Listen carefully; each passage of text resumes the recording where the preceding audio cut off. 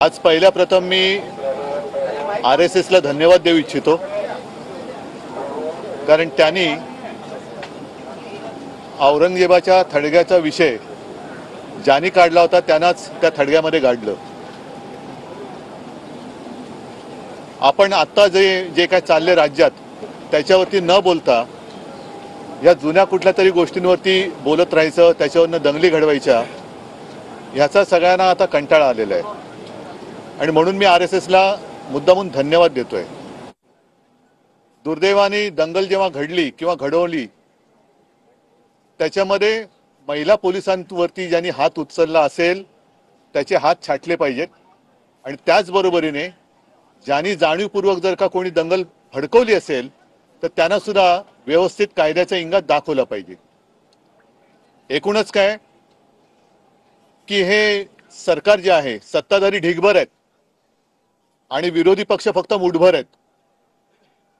मुठभर असलेला विरोधी पक्ष ढिगभर असलेल्या सत्ताधाऱ्यांना भारी पडतोय. आणि आजच सर्व पक्षांचं एक शिष्टमंडळ महामहिम राज्यपालांजींच्या भेटीला गेलं होतं. याचं कारण असं, ज्या पद्धतीने कामकाज रेटलं जातंय हे लोकशाहीच्या सगळ्या नीतिमूल्यांचं अवमूल्यन करणार किंवा ही सगळ्या गोष्टी या पायदळी तुडवणार आहेत. ज्या वेळेला राज्यपाल महोदय येतात आणि सदस्यांसमोर भाषण करतात तेव्हा ते माझं सरकार असं म्हणतात किंवा आपलं सरकार असं म्हणतात. याचा अर्थ त्या सरकारची जबाबदारी महामहिम राज्यपालांची देखील आहे.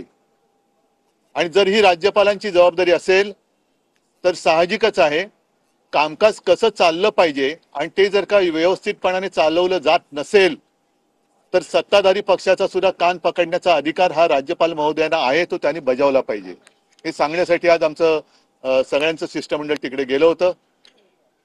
एकूण जर का आम्हाला एक अपेक्षा होती आणि ही अपेक्षा अजूनही पूर्ण करण्यासाठी या सरकारकडे जवळपास एक आठवडा आहे. हे बहुमताचं सरकार सत्तेत आल्यानंतर सर्वांना वाटलं होतं की आता आपल्या राज्यासमोरचे प्रश्न हे चुटकीनुसार सुटतील. म्हणजे शेतकऱ्यांची कर्जमुक्ती होईल, लाडक्या बहिणींना ताबडतोब 2100 रुपये मिळायला लागतील, खून बलात्कार इतर काही भ्रष्टाचार या गोष्टी थांबतील. पण तसं काही होताना दिसत नाहीये.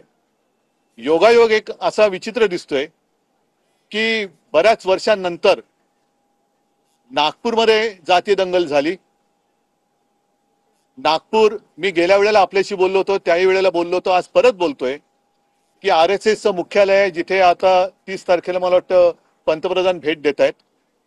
गडकरींचा गड आहे, माननीय मुख्यमंत्र्यांचा तर तो होम पिच आहे. अशा या होम पिच मध्ये किंवा होम पिचवर जातीय दंगल घडवली गेली, जातीय दंगल झाली. औरंगजेबाचा थडगा आहे छत्रपती संभाजीनगरमध्ये. महाराष्ट्रामध्ये कुठेही त्याचे तसे पडसाद न उमटले नाहीत, पण नागपूरमध्ये घडलं. एका बाजूला अधिवेशन सुरू असताना पंतप्रधानांची भेट तिकडे नियोजित असताना नागपूरमध्ये नेमकी दंगल कोणी घडवली हाही एक संशोधनाचा विषय आहे. नागपूरमध्ये दंगल घडते